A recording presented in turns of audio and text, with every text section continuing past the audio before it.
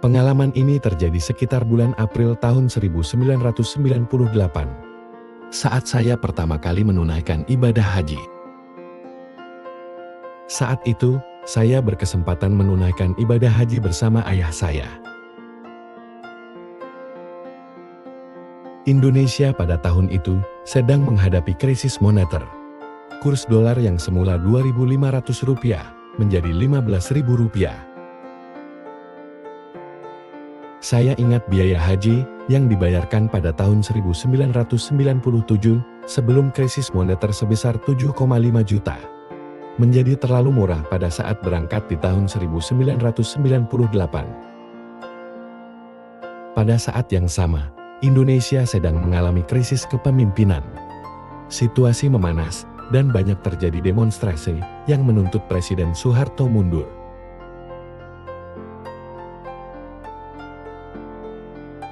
Karena kami termasuk kelompok terbang awal, kami menunggu lebih dari 30 hari untuk pelaksanaan rukun haji di kota Mekkah. Suatu hari, ketika sedang mengaji di sore hari, di lantai 2 Masjidil Haram, seorang Iran mendatangi saya. Ia menyapa, "Assalamualaikum, Anda dari negara mana?"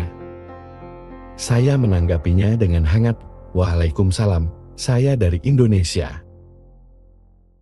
Lalu dia bertanya, "Oh, dari Indonesia. Apa yang terjadi dengan Presiden Soeharto?" Dan saya menjawab, "Ya, demonstrasi dan kerusuhan mahasiswa terjadi di mana-mana. Kami berharap semua ini cepat selesai dan mungkin Presiden akan diminta mundur." Ia si orang Iran, menunjukkan pemahaman yang mengejutkan terhadap organisasi-organisasi di Indonesia. Ia melanjutkan pembicaraan. "Bagaimana dengan Nahdlatul Ulama?" Pertanyaannya cukup membuat saya heran. Saya menjawab sesuai yang saya ketahui. Nahdlatul Ulama dan Muhammadiyah hanyalah ormas, mereka tidak melakukan apa-apa. Lalu ia lanjut bertanya, "Bagaimana dengan Gus Dur?" "Saya teman Gus Dur di organisasi konferensi Islam, TOKI." Kini, saya benar-benar penasaran. Bereaksi dan menjawab, "Oh, luar biasa, ternyata Anda tahu banyak tentang tokoh dan organisasi yang ada di Indonesia." Beliau mulai berbagi wawasan tentang sejarah politik Iran dan menyamakannya dengan Indonesia.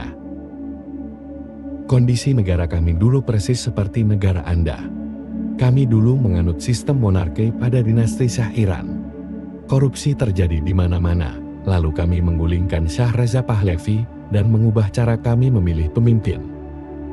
Dari sejarah Iran yang saya ketahui, revolusi sosial Iran terjadi pada tahun 1978 sampai dengan tahun 1979.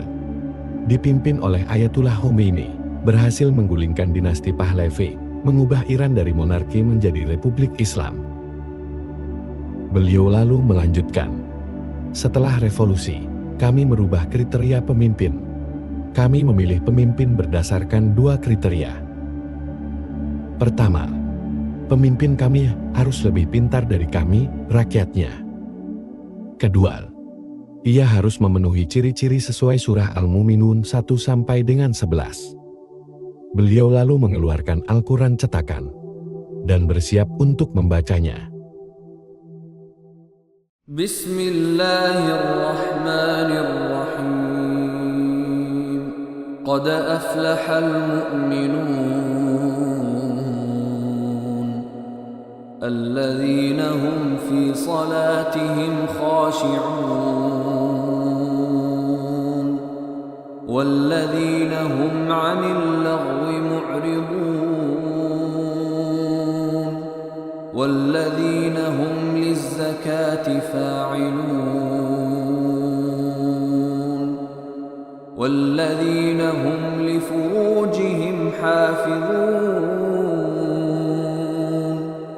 illa 'ala azwajihim aw ma malakat aymanuhum فإنهم غير ملومين فمن ابتغى وراء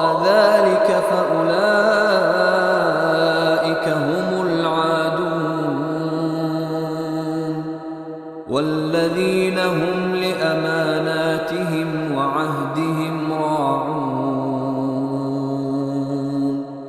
والذين هم على صلواتهم يحافظون أولئك هم الوارثون الذين يرثون الفردوس هم فيها خالدون. Saya tertegun mendengar penjelasannya, menyadari bahwa beliau telah mengajarkan hal yang luar biasa. Bahwa mereka telah menerapkan tuntunan Al-Quran lebih jauh dari kami di Indonesia. Beliau terus memberikan hikmah dalam memahami pemimpin. Kita harus tahu latar belakang setiap pemimpin yang akan kita pilih. Kriteria surah Al-Mu'minun 1-11 mungkin menjadi hal yang perlu kita jadikan acuan. Lihat saja presiden kami saat ini, Khatami. Kendaraan yang digunakannya akan dipisahkan. Untuk urusan pribadi akan menggunakan kendaraan pribadi, untuk urusan kenegaraan akan menggunakan kendaraan dinas. Dia tersenyum lembut dan berkata, "Jadi, Anda sekarang memahami politik?" Ia kemudian melanjutkan, "Lalu siapakah politisi terhebat di dunia?" Nabi Muhammad SAW adalah politikus terhebat. Dia berjuang untuk Islam, sambil hidup dalam kondisi sederhana. Selimut tidurnya pendek. Jika beliau menariknya untuk menutupi kaki, janggutnya akan terbuka. Jika beliau tarik untuk menutupi janggut, maka kakinya akan terbuka. Apakah saat ini ada pemimpin yang seperti itu? Bahkan ketika beliau wafat, Nabi bukanlah orang kaya yang memiliki banyak harta pribadi. Sedangkan pengikutnya kini berjumlah miliaran. Dan menjadikan Islam sebagai agama dengan pertumbuhan tercepat di dunia. Lalu ia berkata sambil menyerahkan kartu namanya, "Saya sendiri pengajar politik Islam di Amerika. Saya harap kita bisa bertemu lagi di suatu saat. Dan Anda bisa kontak saya kapan saja." Sore itu, setelah mengucapkan salam, kami pun berpisah. Setelah kepergiannya, saya membayangkan betapa hebatnya Indonesia jika mendapat pemimpin seperti yang disebutkan. Seorang pemimpin yang visioner, taat, mencintai rakyatnya, dan selalu menepati janjinya. Juga seorang pemimpin yang selalu menjaga perilakunya, yang dapat membawa rakyat Indonesia kepada keadilan dan kemakmuran.